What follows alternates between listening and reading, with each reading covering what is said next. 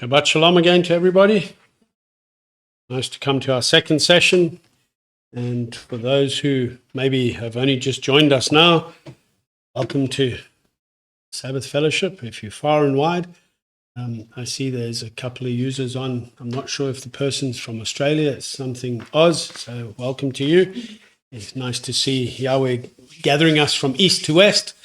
And we are going to jump... And north and south, yes. Renee, you're up there in the north. We see you. Okay, so we had some good discussions around the zeal that we are to have as Pinchas had, and we're continuing with that idea or theme for this week as we look at some of the actions of Eliyahu and what we can learn from them as we look at 1 Kings 18, verse 46 to 19, verse 21. Is Kayla reading? Okay. And the hand of Yahweh was on Eliyahu, and he girded up his loins and ran ahead of Achab to the entrance of Israel. And when Achab reported to Isabel all that Eliyahu had done, also how he slew all the prophets with a sword, Isabel sent a messenger to Eliyahu, saying, So let the mighty ones do to me, and more also, if I do not make your life as the life of one of them by tomorrow about this time. And he feared and rose up and ran for his life, and went to Beersheba, which belongs to Yehudah, and left his servant there. But he himself went a day's journey into the wilderness, and came and sat under a broom tree, and prayed that he might die, and said, It is enough. Now Yahweh take my life, for I am no better than my fathers. And he lay and slept under a broom tree, and see, a messenger touched him, and said to him, Rise, eat. And he looked and saw by his head a cake baked on coals, and a jar of water. So he ate and drank, and turned and lay down. And the messenger of Yahweh came back the second time, and touched him, and said, Rise, eat, for the journey is too much for you. And he rose up and ate and drank, and went in the strength of that food 40 days and 40 nights, as far as Horeb, the mountain of Yahweh, of Elohim. And there he went into a cave and spent the night there. And see, the word of Yahweh came to him and said to him, What are you doing here, Eliyahu? And he said, I have been very jealous for Yahweh Elohim of hosts, for the children of Israel have forsaken your covenant. They have thrown down your slaughter places, and they have killed your prophets with a sword, and I am left, I alone, and they seek my life to take it. And he said, Go out and stand on the mountain before Yahweh. And see, Yahweh passed by, and a great and strong wind, tearing the mountains and breaking the rocks in pieces before Yahweh. Yahweh was not in the wind, and after the wind an earthquake. Yahweh was not in the earthquake, and after the earthquake a fire. Yahweh was not in the fire, and after the fire a still small voice.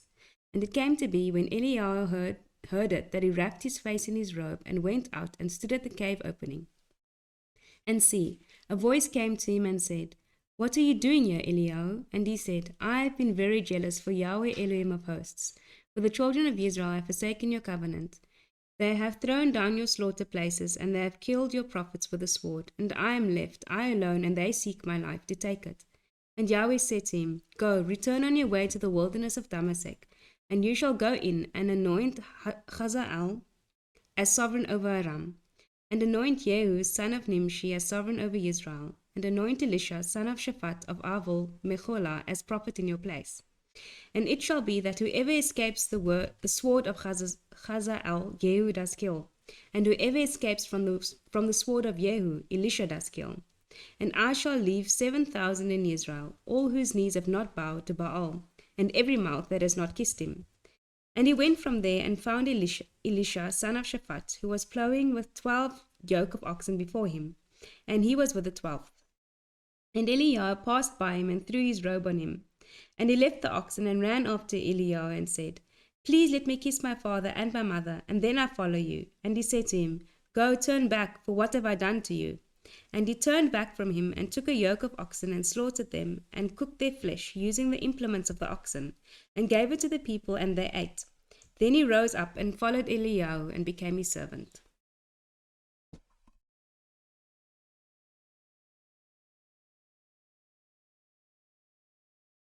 Okay, so there are wonderful lessons that we can learn from this passage that we've just looked at here, along with what we've seen with Bamidbar 25 to 29. And here we're given the account of Eliyahu, who's running into the wilderness to flee the threats that he received from Isabel. And when we look at the events that are contained herein, we learn some great lessons and encouragements to keep fighting the good fight of the belief and not be disheartened by the enemy's bark. It's often bigger than its bite, you know. And when we see here, we have to look just before these events. Eliyahu had a huge a task at hand to confront the corruption and Baal worship that was taking place in Israel. And he confronted all the leaders and got all the prophets, the false prophets, the prophets of Baal, Isabel's prophets, all together on Mount Carmel and challenged them to decide who they're going to serve. And obviously Yahweh proved himself the only one to be served. And they destroyed all the prophets of Isabel, all the Baal prophets. And then this was after a period of 3 years or so where there was no rain. And then now rain comes, and here we get Eliyahu obviously getting threatened by Isabel when Achav got home and she heard what's gone on. Where's all my prophets, you know? And now she issued a death threat that Eliyahu, you're gonna die. And so you got to look at the events here. This shows us again that Eliyahu was just a human being like all of us, you know. Great courage he took to stand up against the corruption, but yet moments later, he's feeling the threat of this woman that actually had established Baal worship as a religion within the house of Israel. And so, you know, it might be that at this stage, Eliyahu felt, I've had enough. I mean, it was obviously very draining for him to do what he did, taking a lot of courage to go up against, 850 to 1, you know? And he might have just felt like, and here he's now headed out into the wilderness. He's running like mad, gets to the wilderness, and then he's pup. I don't know what's pup, drained. There we go. For those in Afrikaans in South Africa, you know what pup means, okay? So drained. Just pup is a nice sounding word that makes, you know, it's very descriptive, you know? And so we see the effects here of Eliyahu running. And it says here, he feared, he rose up and ran for his life. First he goes into the wilderness and he went to Beersheba. Now Beersheba is a very key place as we travel through the history of the Torah. This is where we see where Abraham met with Yahweh, where Yitzchak met with Yahweh, where Yaakov met with Yahweh. So it was quite a critical point in the journey of a covenant people, and Eliyahu would have known the history. So in many ways, in feeling the threats of the enemy, where does he go? He goes to the well of Yahweh. He goes to where, you know, the well of seven or well of oaths, you know, and we see here that this is where he's going. He's going back as a type. Under the threat of the enemy, where's he going to? He's going to the source of life, you know. And he left his servant there, and he goes another 3 days' journey into the wilderness. We're going through the book of Bamidbar at the moment, which is in the wilderness, which we know is a place where we learn to hear the voice of Yahweh, and we drown out the noise of all the threats and the corruption and the chaos so that we have ears to hear what the Spirit is teaching us. And so this is the heart of Eliyahu. He wants to get back to being strengthened in Yahweh, you know. So this just shows that every battle cannot rely on the previous victory, that you need your strength from Yahweh continually. And so you got to look at the life of this prophet who had done some amazing things in the face of a lot of corruption. And so Eliyahu is a great lesson for us as one who's bringing the good news and one who needs to learn how to overcome the threats of the enemy. I mean, not long before this, he went and confronted Achav, you know, and this is where he said to Achav, okay, come, let's get together. But you need to, he was called the disturber of Israel by a wicked king. And he says, I'm not disturbing Israel. Your compromise is disturbing your assumed walk of obedience. And isn't that what a lot of people are doing? They are disturbing, they're becoming disturbers of the covenant by their compromise and mixed worship. And so with him running to Beersheba, then going another 3 days journey into the wilderness, it's a picture that we get of finding refuge in the Master. You know, we know that the name of Yahweh is a strong tower and the righteous run into it and are safe. One thing that Eliyahu did understand is that he knew who he needed to run to, you know. And so in this message, we're seeing Eliyahu in this message almost being, we could call it, in a shattered state. I mean, he was in a place where he felt like wanting to give up. He couldn't carry on. Enough is enough. Okay, I've dealt with the Baal prophets now. Now I can't deal with this wicked queen, you know. This valiant prophet was gripped with a lot of fear. And at this point of his life, it seemed like, from a historical perspective, that he's almost like just a shadow of the man that he had just been when he destroyed the Baal worship within Israel, exposed the futility of their corrupt worship. And so we find him coming to a broom tree, and he's in a lot of despair, and he's praying that he might die. I mean, he's rather saying, you know what? I mean, at times it feels like, for many people, perhaps Lot felt like this at times too, is what's the point? Moshe said, if I haven't found favor in your eyes, then put me to death, because I don't want to carry on with this rebellious people. Eliyahu is standing here, he's thinking, I don't want to live anymore, you know? And it appears that all the past miracles that he had performed and accomplished by the Spirit of Elohim somehow was erased from his memory. He's exhausted. The burning flames of his ardent belief that he had somehow been extinguished by the threats of an enemy. He'd now plunged himself into a place of being in a pity party of one, so to speak, and seeing that everything's lost, all hope is lost. He felt very broken, and he prays to Elohim for his life. Or he doesn't pray for life, he prays for death. I mean, if we have to just stop and think how he could get to this state, but yet how many people today find themselves, one day they're feeling so strong in the Master, and the next day they feel like they don't want to live anymore. His confidence had been crippled, in a sense. His mind and the fleshly estimation of his circumstances didn't see who he was serving. All he saw was now darkness and gloom. And a lot of people I can imagine, and is that a lot of people in this day and age, even people who claim to be believers, often find themselves in this very dark place.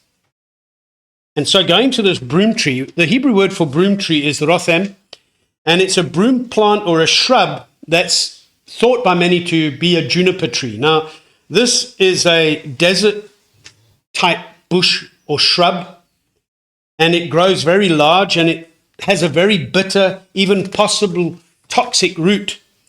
So we see here that it's one of the most striking plants in the Arabian desert, and it grows constantly by beds of streams of water in valleys, where travelers could often find places of encouragement, encampment. They could kind of get refreshed, find a bit of shelter.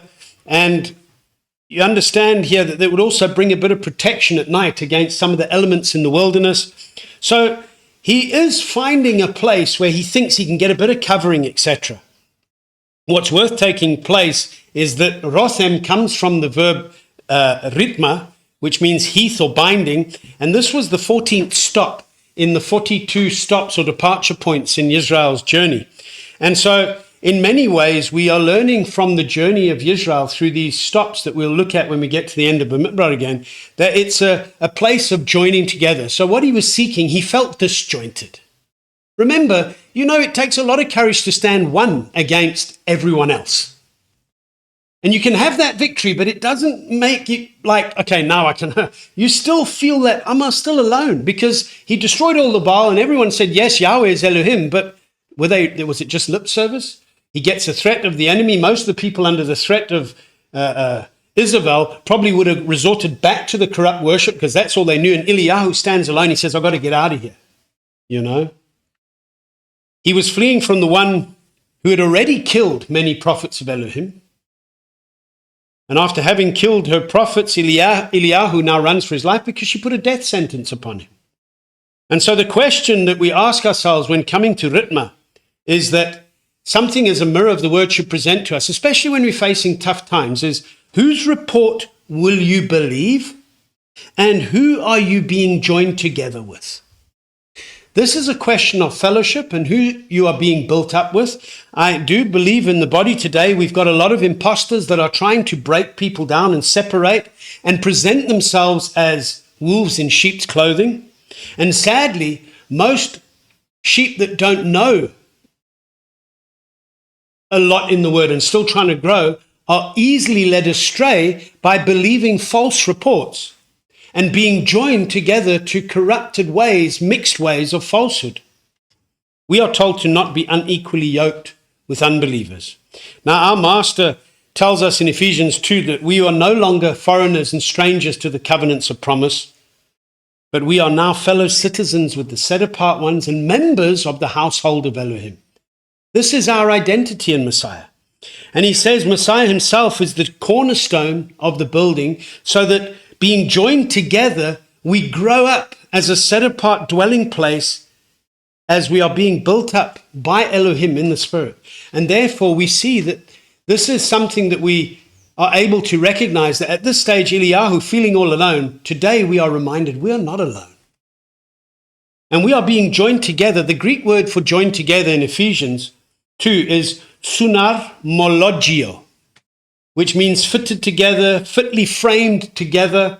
And it comes from sun, which is a preposition that gives the idea of together with or association or companionship, and a derivative of harmos, which means joint or join, and then lego, which is to say, address, or speak, or lay out. So it speaks of living stones being perfectly fit and framed together as the body of our master is equipped and fitted for every good work to be able to speak up the clear witness of set-apartness. As we maintain the truth in love, in obedience to the master, we grow up in all aspects into him who is the head, Messiah. This is what Shaul was teaching us. So he was encouraging the believers in Ephesus and us today to not be discouraged by the threats of the enemy, because we have all that we need. Ephesians also tells us about the armor. So the whole theme of Ephesians is about identity in Messiah, and not to be threatened by the corrupted threats of the flesh or the enemy that tries to strip you of your identity in the master. And it's hard to believe that this same man, Eliyahu, the Tishbite, who stood very boldly before a wicked king and called for a drought for 3.5 years, then called for rain, confronted the Baal prophets on the run. This was a man that was fed by ravens and drank from the stream when he did according to the word, when he was fed by and dwelt by the Wadi Kerith. So you can look at the accounts of this guy. And when the stream dried up because of the drought that he called for, he went to Zarephath according to the word of Yahweh, and he was sustained by a widow according to Yahweh's command. He was this extremely bold and courageous man of Elohim who told the widow from Zarephath not to be afraid, and he brought her son back to life. And here in this chapter 19, we see this man presenting to us a man that seems to be in a state of panic and fear. So I'm highlighting this, and it sounds repetitive, but the point I'm trying to make is no matter how great you are or have been or think you've been, you know what? Sometimes we just have a bad day. Now, I'm not making that light. How we handle them is what we need to learn. That's the point. Because we're not void of having bad days. So this is a news flash for some of you, okay? And so when we look at this account, great victory, bad day, running. And so we're told that Achav reigned in Israel for 22 years, and he did evil in the eyes of Yahweh more than all those before him.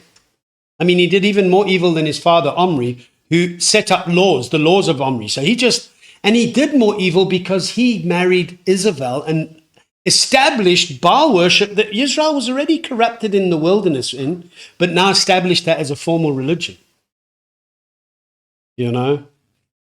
It says in 1 Kings 16 that Achav did more to provoke Yahweh, Elohim of Israel, than all the sovereigns of Israel before him. Think about that. Now, Isabel means Baal exalts, or Baal is husband. So she brought in a counterfeit religion. And we're told in Chazon 2 that Yahweh will not tolerate. Those who tolerate Isabel will be handed over to the same sickbed as her. And so we understand the wonderful lessons that we are able to learn from Eliyahu, that with the spirit of Eliyahu coming before the master, confronting corrupt worship, then it also stands to reason that with that also is going to come the threats of the enemy against Yahweh's people.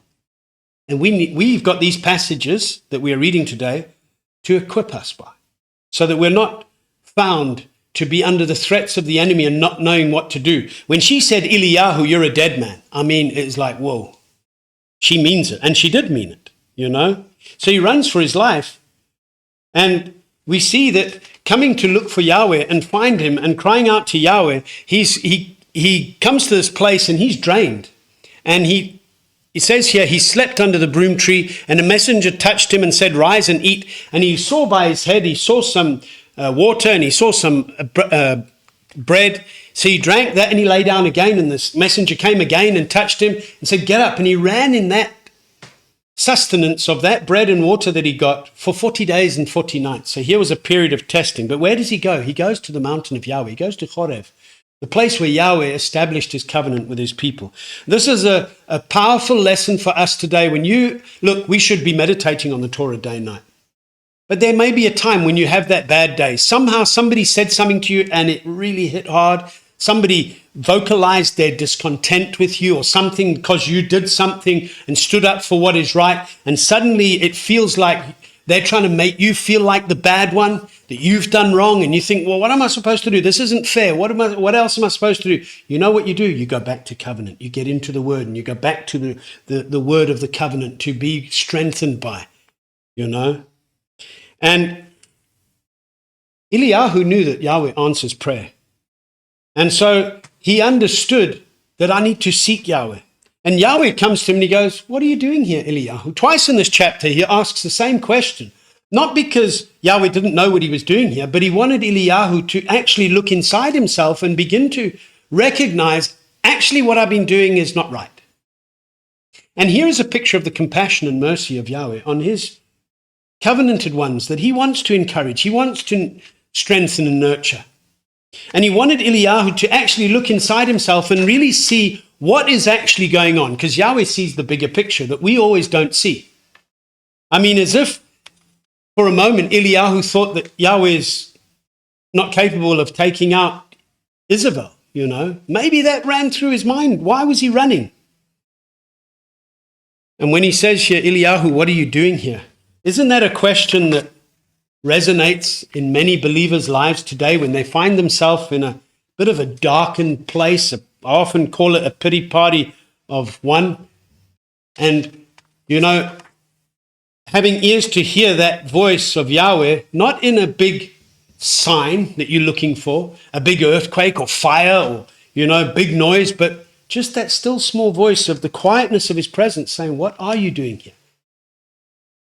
You know, now get up and go back the way you came is the instruction that Eliyahu gets here. In other words, it isn't time to change the way you're walking. You need to go back and start do what you are called to do. And Eliyahu prepares the way for Yahweh. That's the spirit of Eliyahu that our master says is coming and has already come. And everything for every generation is cyclical in pattern until the matters of our master is made complete at his second coming. So yes, Yochanan the Immerser is equated to the spirit of Eliyahu by our master himself, preparing the way, a voice in the wilderness. Because now, having ran into the wilderness, Eliyahu now comes back out of the wilderness and he appoints Elisha. It's now succession, like Moshe to Yehoshua. We see a clear picture here that the message of calling Israel back is still the same message, you know. And so we see here he's coming to this, he gets to this cave where he's now trying to hide himself. And I think a lot of times I liken this, I've often said in the past, I just want to get to it, when we see this, what are you doing here? We come to a place where often we find ourselves in a cave in ancient times. Was either a hiding place for people hiding from their enemies. David hid in caves when Shaul was trying to destroy him.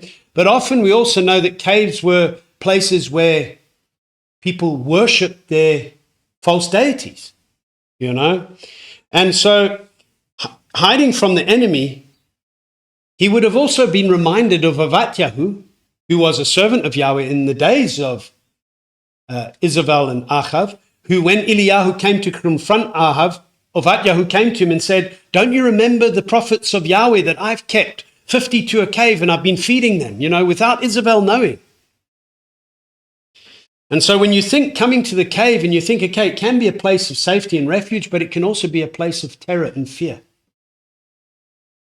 A cave that causes you to not see that there are others who are just as ardent as you are for Yahweh could be one of the following caves, because he cries out to Yahweh and he says, I'm the only one left. He just killed all the Baal prophets and he's saying, I'm the only one left. And this is how it felt for him in this cave. Who else is there? What's the point of going out because there's no one left? What about the caves of offense that some people hide themselves in when they get offended? You're mad at someone. You might even be mad at Elohim for some reason, because some people like to get mad at Elohim, you know, and you find yourself totally withdrawing from fellowship as a result. And so that can be a cave of offense, because you've been offended by something that's happened to you and you can't reason it out, so you just isolate yourself. What about a cave of despondency, where you often feel so inadequate, you feel numb, isolated from people and places, you get negative, despondent because nothing seems to be going your way, so it feels like, what's the point? This is what it felt like for Eliyahu. Sometimes people are hiding in a cave of comfort, wrapped up in their own comfort, isolating themselves from the true desire of Elohim and the needs of others around you. So you become self-centered and self-focused. What about cave, as I said, of self-pity? You know, if any of you have ever found yourself in any kind of these sorts of caves, metaphorically speaking, then this is where you need to hear the word of Yahweh saying to you, go out and stand on the mountain before Yahweh. Get out of the cave and stand on the rock of your deliverance and listen to his voice. Because as long as you're in the cave, you're listening to your own voice, your own negativity, and you need to hear the word of Yahweh, because belief comes by hearing and hearing by the word of Elohim. Yahweh doesn't need, or he doesn't feed on our fears. He tells us to get out from hiding and stand firm on him. When Eliyahu heard the voice of Yahweh, he got out the cave, because it wasn't in all the big noises and the spectacular appearances of thunder and fire and everything else and earthquakes. And so a cave represents different things for different people. Caves, as I said, were a place of refuge. It was also used to as burial sites, used as hiding places. It was also used for gathering. You know, even when David was fleeing from King Shaul and he went down to Adullam and he was in a cave, and how many came and joined themselves to David. His brothers, his father's house came to him, and about 400 men came and joined themselves to David at the cave of Adullam. The caves can also be a place of protection and supply, and it can also be a birthing place, in a sense, of praise and prayer. We got many examples of David finding strength in Yahweh, in those places where he found himself seeking Yahweh. Tehillah 57 was written as a plea to Yahweh that he not be destroyed when he fled Shaul. And the title of Tehillah 57, or Psalm 57, is translated as to the chief musician, Al Tashcheth, a poem of David when he fled from Shaul in the cave. Now, Al Tashcheth means do not destroy. And again in Tehillah 142 is a great prayer and cry to Yahweh, and the introduction of that psalm is a contemplative prayer of David when he was in the cave.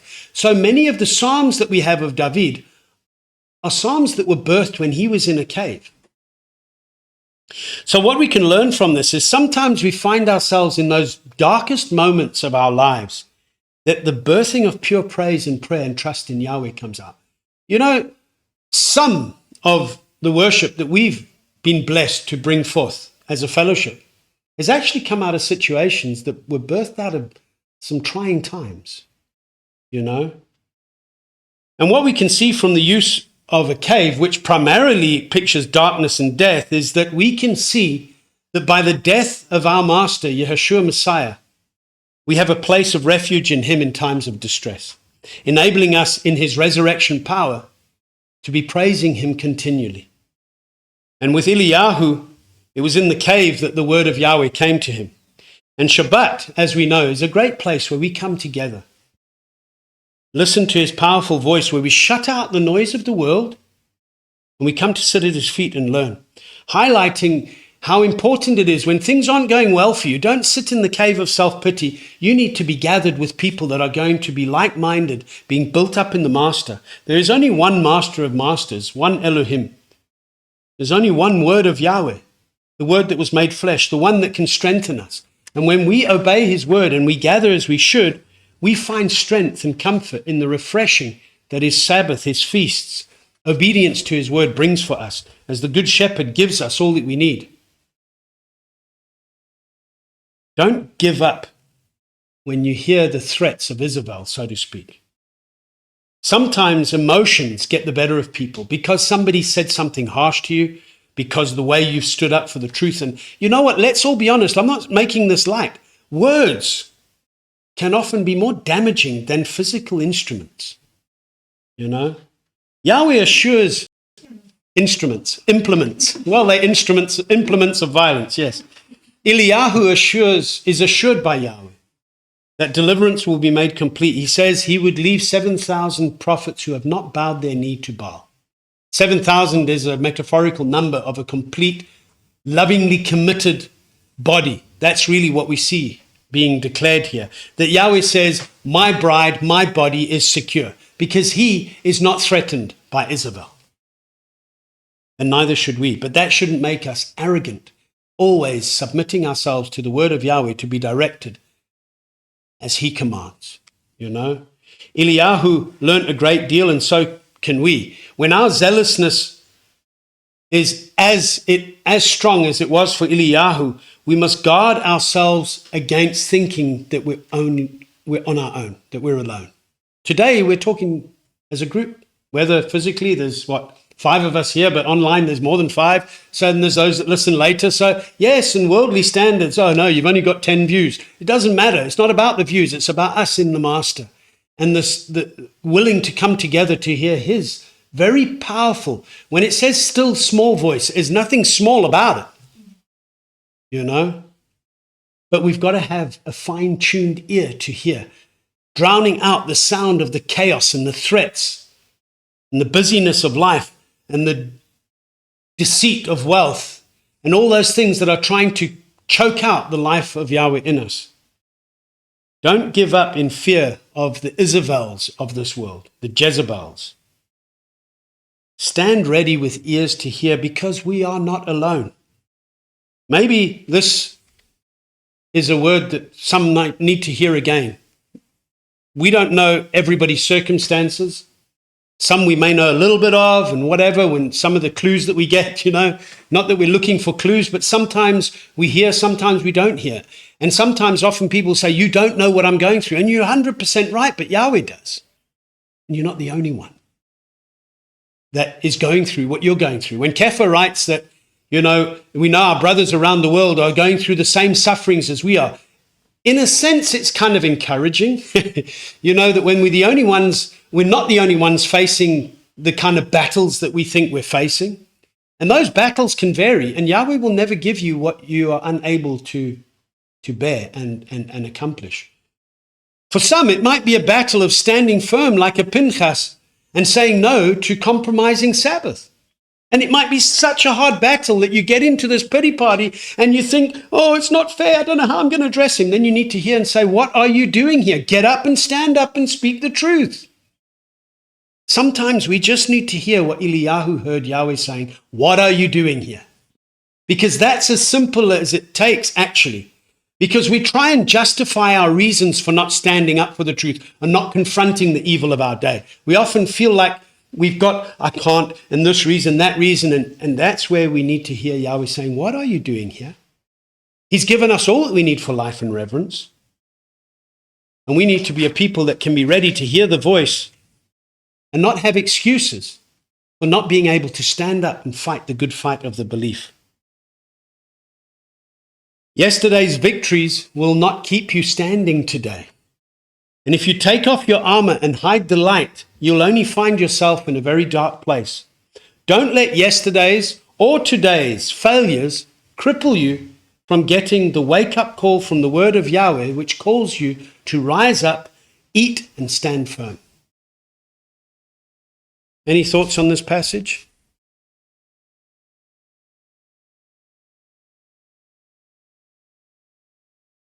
This is a call. 7,000 doesn't sound like a lot. Doesn't sound like a lot. Israel. Yeah. But think about this. No, but hold on. Let's put perspective in in Eliyahu's mind here that Yahweh was making clear to him. We know that this is a number that is also very powerful in its lesson. He just destroyed 850 false prophets and prophets of Baal collectively. So that's not even 1,000. Okay? And Yahweh says, I've got 7,000 that haven't bowed their knee to Baal.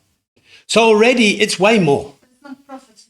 Yes, 7,000 people that are actually able to. So if he could stand against 850 prophets and Yahweh's got 7,000 other people that haven't bowed to, because he might have felt, I've just confronted, but the whole Israel is still bowing to Baal. Just because their prophets are gone doesn't mean that they fixed the problem. But Yahweh says, no. I've got people that are worshipping the Father in spirit and truth.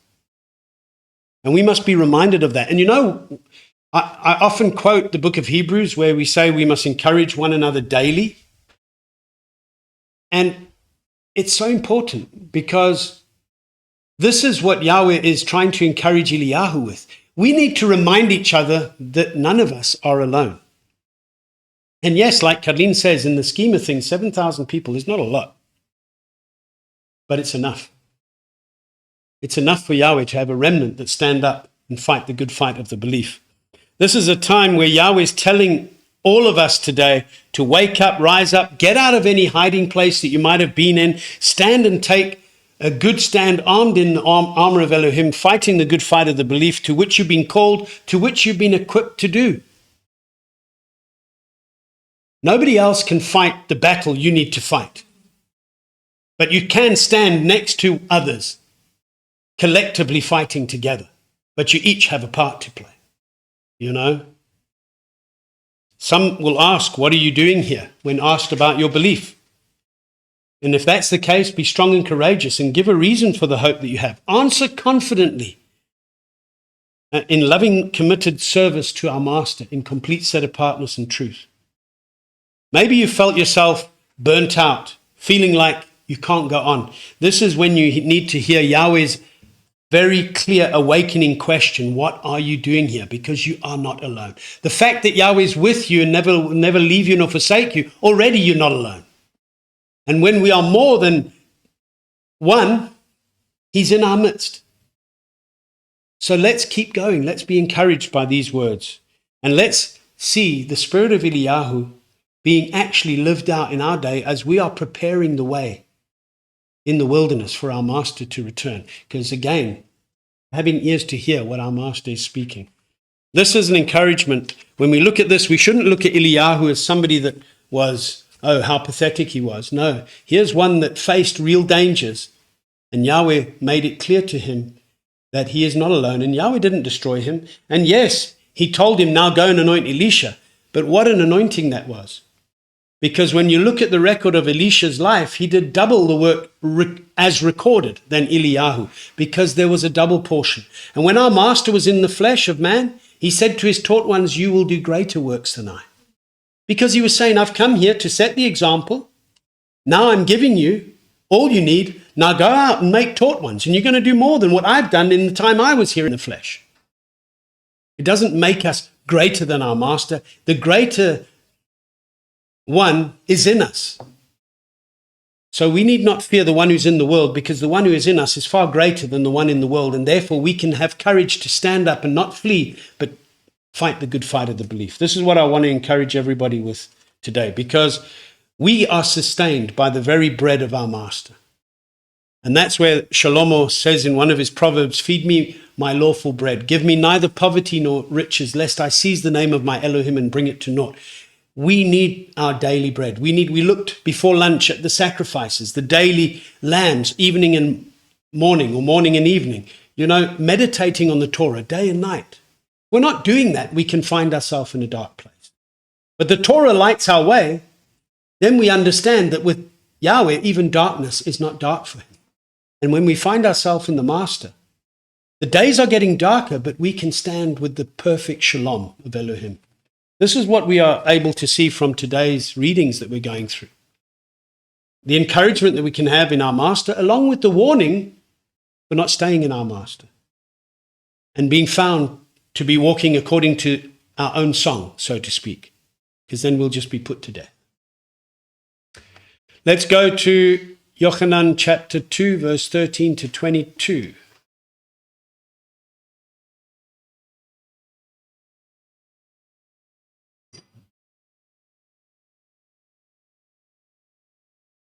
Okay. And the Pesach of the Yehudim was near, and Yeshua went up to Jerusalem. And he found in the set-apart place those selling oxen and sheep and doves, and the money changers sitting. And having made a whip of cords, he drove them all out of the set-apart place with the sheep and the oxen, and poured out the money changers, coins, and overturned the tables. And he said to those selling doves, "Take these away. Do not make the house of my Father a house of merchandise." And his taught ones remembered that it was written, "The ardor for your house has eaten me up." And the Yehudim answered and said to him, "What sign do you show to us, since you are doing these?" Yeshua answered and said to them, "Destroy this dwelling place, and in 3 days I shall raise it up." Then the Yehudim said, "It took 40 years to build this dwelling place, and you are going to raise it in 3 days?" But he spoke about the dwelling place of his body. So when he was raised from the dead, his taught ones remembered that he said this to them, and they believed the scripture and the word which Yeshua had said. 46 years. So, I spoke earlier about this when we were looking through the Torah portion of the ardor of our Master, turning the money changers, tables, etc. And here is making it clear that he's Elohim. He has the authority to lay down his life and take it up. No man has the authority to give life, take life, except Elohim himself. And he was basically saying here, you're going to destroy this dwelling place, and in 3 days I'll raise it, speaking of his own body. And this is what got them very angry, because this is one of the accusations that they wanted to bring against him, because they said, this one says he's going to raise this dwelling place up in 3 days, and etc. So they couldn't understand prophecy. They couldn't understand who it was that is actually standing here, because the reflection of his house. And he even told his taught ones when they marveled over the house, and he said, not one stone will be left unturned. There's my mic. I had the audience mic. There we go. Screen and mic. Thank you, Renee. Okay, so our Master said very clearly that not one stone would be left unturned, which means this that everybody was marveling at. Yeshua said it's supposed to be a reflection of his body, and look what they've turned it into. Therefore, because it's not a reflection of set apartness, it's going to be destroyed. But what is going to be raised up is a set apart dwelling place, where Yahweh himself desires to be with his people. And those who are in him will live in that resurrection power and will be part of the first resurrection and are living stones being built up to offer the proper slaughter offerings of praise and not a corrupted worship that will be rejected. So we've looked at this passage a little bit during the Torah, so I'm not going to go even more into it. I think it's self-explanatory. The zeal that our Master, with today's theme is about zeal and ardency and ardent, being ardent, ardor. But I do think ardency is a nice word. Yes, not arduous, no, ardency. There we go. Okay, we're all zealous. We want to get all the words out. Okay. Okay, let's look at Acts 2.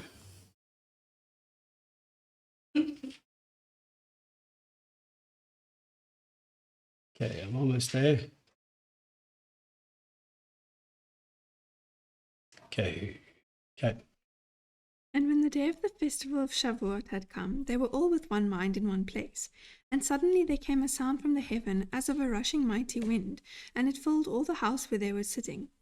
And there appeared to them divided tongues as of fire, and settled on each one of them.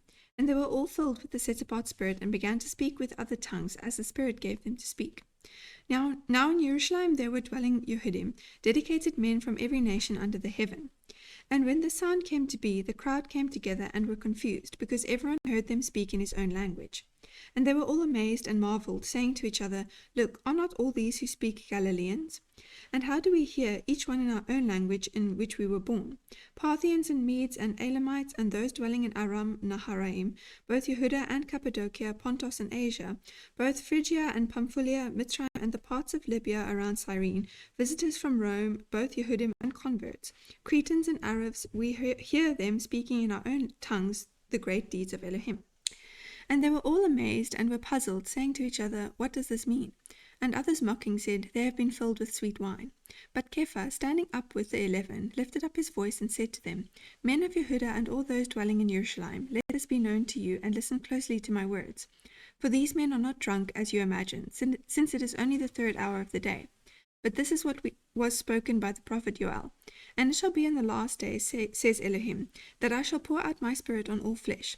And your sons and your daughters shall prophesy, and your young men shall see visions, and your old men shall dream dreams. And also on my male servants and on my female servants I shall pour out my Spirit in those days, and they shall prophesy. I shall show wonders in the heaven above, and signs in the earth beneath, blood and fire and vapor of smoke. The sun shall be turned into darkness, and the moon into blood, before the coming of the great and splendid day of Yahweh. And it shall be that everyone who calls on the name of Yahweh shall be saved.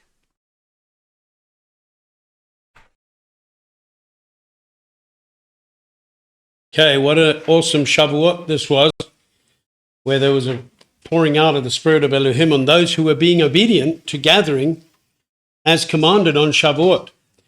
And so we see here that when the dwelling place, which we are, is operating as it should, we get the comfort and promise of the set-apart Spirit, filling us, equipping us, to speak the wondrous acts of our Master, his deeds that are made known among the nations. But when we are not doing his word his way, he's coming to break down that house. Because there's a difference here of the house that's built on the rock versus that which is built on sand. There was a physical house of stone that our Master said will be overturned when they looked and marveled at the building. But metaphorically and spiritually speaking, that was the house that they had built on sand. Because they had lost their foundation. They had turned it into a marketplace. And here at Shavuot, coming to a place where obedient believers had gathered, this is where Yahweh marked his bride as a first fruit of the Spirit that would be poured out on many, as a sealing of a covenanted people that are now cleansed, clothed, and sealed in his precious blood. And so when we look at this account, the people that were gathering for the festival came up. This is the first record of different languages in the renewed writings that we see. The first record of different languages is at the Tower of Babel.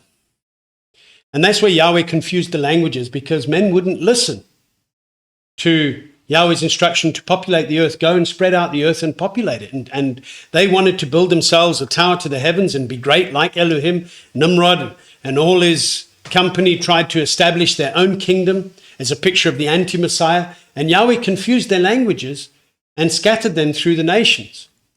And so Babel means confusion, because he confused them with all the different languages. But yet we get this promise in Scripture about him restoring a clean lip, and that we will all know the name of Yahweh, and we'll all call on the name of Yahweh. And here, as a first fruit of the set-apart Spirit being poured out, these people are hearing not weird languages they've never heard before, but they're hearing everyone coming, are all hearing these guys speaking their language and all declaring the work of Yahweh, which shows that the word of Yahweh is calling the nations back to himself and is bringing about a restored lip, a unity, where there isn't confusion, but there's unity in the Spirit.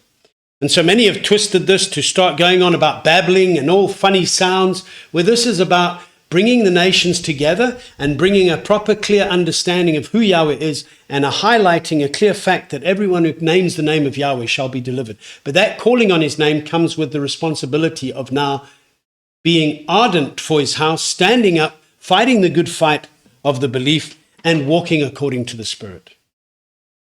Any thoughts on today's? When he says they're speaking in the own language in which we were born. Yes. I mean, not born in some weird tongue. No. He's born as a Greek or a Hebrew or an Arab. Yeah. They all have different languages. Yes. So that's what they heard. But it was also speaking the great deeds of Elohim. Yes. So also not proclaiming your future. No. And all that. No. Tehillah 96 says, sing to Yahweh a new song, sing to Yahweh all the earth. Verse 1 to 3, it says, sing to Yahweh, bless his name, proclaim his deliverance from day to day, declare his esteem among the nations, his wonders among all peoples. For great is Yahweh and greatly to be praised. He is to be feared above all mighty ones. For all the mighty ones of the peoples are matters of naught.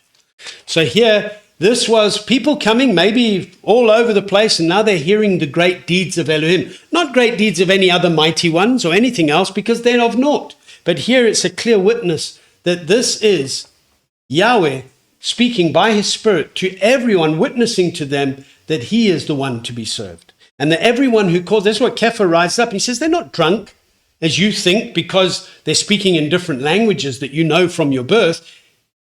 It's the Spirit of Yahweh, that a promise that was given in Yoel is now happening. We're seeing it before our eyes. This is a clear witness. And that day, Kepha carried on witnessing, and many were coming and saying, hey, what do we need to do? And he said, repent and be immersed in the name of Yeshua Messiah for the forgiveness of your sins, and you will receive the gift of the set-apart Spirit. We also see in Tehillah 72, I just want to read from there, verse 17 to 19. Let his name be forever, his name continue before the sun, and let them bless themselves in him. Let all nations call him blessed. Blessed be Yahweh Elohim, Elohim of Israel. He alone is doing wonders, and blessed be his esteemed name forever. And let all the earth be filled with his esteem. Amen and amen. The prayers of David, the son of Yishai, are ended. Now, the chronological structure of Psalms doesn't end David's prayers there, but certainly it's a wonderful witness of his prayers being ended in the fact that this is a statement being made, and the fulfillment of prophecy is seen here in Acts 2, where the declaration of Yahweh's wonders is being made known, and the people are coming to be delivered. And so Yahweh's calling a wayward and corrupt people back to himself, and he's making his deeds known among the nations. And so we understand that his word does not return void, and we, as his ambassadors, are to go out there and to proclaim his deeds among the nations and make known his name. And for all of us, I heard this week something ridiculous. Somebody was trying to say that, and it's again, I spoke earlier today how we are totally against racist viewpoints, because racism is not set apartness, it's division. And there are some who twist the words of Shaul when Shaul says, oh, to the Romans I became a Roman, and to the Greeks I became a Greek. You know that? And they say, I became all things to all men. And they think that they resort to worldly ways to reach worldly people. So they'll do what the world does, and then this guy used this excuse. No, this is how we can reach them, so we become like them. Because like Shaul, he didn't say Shaul, he said erroneously, he said Paul, which already shows me there's a problem. And then he said, no, because that's what Paul did. No. When Shaul was using those words, he was basically saying he's coming to the level of understanding of those he is speaking to. And so he's coming to their culture. He's not doing what they do, but he can understand how their mannerisms. I mean, we can go in this country alone, and you can go from province to province. You can go from a different culture group to different culture group, and to one, you might offend another just from making eye contact, and to another, if you don't make eye contact, you're offending. So, I mean, this is how crazy it gets with different classes, cultures, languages, nations. So what Shaul is saying is he would come and speak to you at what you would understand to bring you to the truth. He didn't become and do what the nations did in the depravity of lawlessness, but rather came to speak to them in the way that they would be able to understand what he's sharing. And it wouldn't be over their head, So when we look at this here and this event that took place, it was made very clear here that Yahweh makes it possible for all to know him because he can meet everyone where they're at. Because you have people often saying the excuse, but what if they don't understand? You know, they're not like this and they have this. Don't limit Yahweh's spirit. And we must be ready to give a reason for the hope that we have wherever we find ourselves, because we can then speak the language of the person in type that we are dealing with, even if it's the same language that we're physically speaking. But there's a power of the Spirit in us if we're willing to be zealous enough to be obedient, because this happened because of obedience. This wasn't an establishment of a church. This wasn't an establishment of Sunday worship. This was people obeying, accounting to 50 and coming on the first day of the week, which Shavuot will always be on, and being where Yahweh is. Because where his appointed times are and where his people gather together, that's where he is. Where 2 or 3 are gathered, there I am in the midst of them. And those coming with expectation actually witnessed here this outpouring of the Spirit of Yahweh, bringing confirmation of the fulfillment of prophecy that this Messiah that was here, who died and was raised again, here's a confirmation that this is the one that we are to be built up in. And this is the one that we are to be ardent for. This is the one that we are to stand up and fight the good fight for. Even though others may call us, oh, your way, you're speaking nonsense, you're drunk, you're talking, you're not making sense. Well, then you don't have ears to hear, you know. So this is our readings for today. I don't know if there's anything else you'd like me to share on this, but I think it's quite clear and plain from a point of view of the question that we should be asking ourselves is, what are we doing here? And in answering that question, can we confidently answer, well, I am here being zealous for Yahweh? Or is there some doubt in that? And if there's some doubt, how do I get it to be in a place of confident declaration that I am ardent for Yahweh?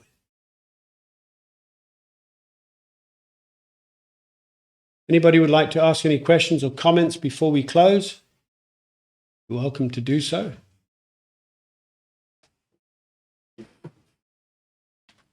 We're living in a very dark day, but that just means we get to shine brighter.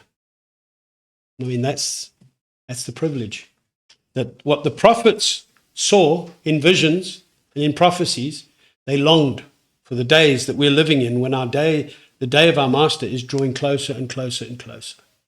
And when we look at the things that our Master warned us against or encouraged us to be watchful for, and when we see all these things happening, to lift our eyes because his day is drawing near. And this generation will not pass until the fulfillment of the coming good matters. So we are living in privileged times. You know, and I don't know how many believers out there today declare that they're living in privileged times, because Yahweh picked us all to be living where we're at right now. And what privilege it is to have the knowledge and revelation that our Master has given us and to shine that witness. We either do that or we shrink back. We can be a Pinchas and Eliyahu of our day, but an Eliyahu who stands strong, that is not threatened, and that's putting to death anything that is against Yahweh. Okay, so nobody else is asking any questions or sending any comments. So on that note, I know it's a shorter session than it has been for the last few weeks, but I pray that everybody continues to have a blessed Shabbat, no matter how many hours you got left, whether you got a whole day left or a couple of hours left. May Yahweh continue to bless you and carry on that shalom right throughout Shabbat, after Shabbat, into the week, until we come again together and be encouraged in his presence by his design. Amen. Let's pray. Master Yahweh, it is truly an honor, a gift, and a privilege for us to be seated before your throne, as we are seated with you in the heavenlies, as we come to gather according to your word on your Shabbat, to be immersed in your truth that sets us free, and that we can be equipped to have the courage and strength to stand up and be ardent for your house, just as you are for us. We pray that you continue to bless us and remind us that you are the one who strengthens us. Your joy is our strength. and that we can stand armed in your truth. But it takes a responsibility on our own part to meditate on your word day and night. So I pray that where there's been distractions, that you would help us see through those and get our focus set continually upon you, and that we can be properly equipped, not only as individuals, but as a body knit together by the unity of your Spirit, to work the work that you've given us beforehand to do in service of being a people that are a light to the nations, because your day is drawing near. And so we ask that you equip us with all that we need to keep serving you. We pray for your blessing, your shalom, your perfect shalom over every home, so that we can be provided for, nourished and sustained and strengthened in the truth of your word that sets us free. May we be people that never take off your armor, but are continually ardent and ready to take a stand and handle your word with precision, so that we can present ourselves as approved workmen, approved by your word and your word alone. We bless and praise you and exalt you and esteem your mighty and wondrous name, and help us to continue to declare your wondrous works and your great deeds in and through our own lives. In the name of Yeshua, our Messiah. Amen and amen.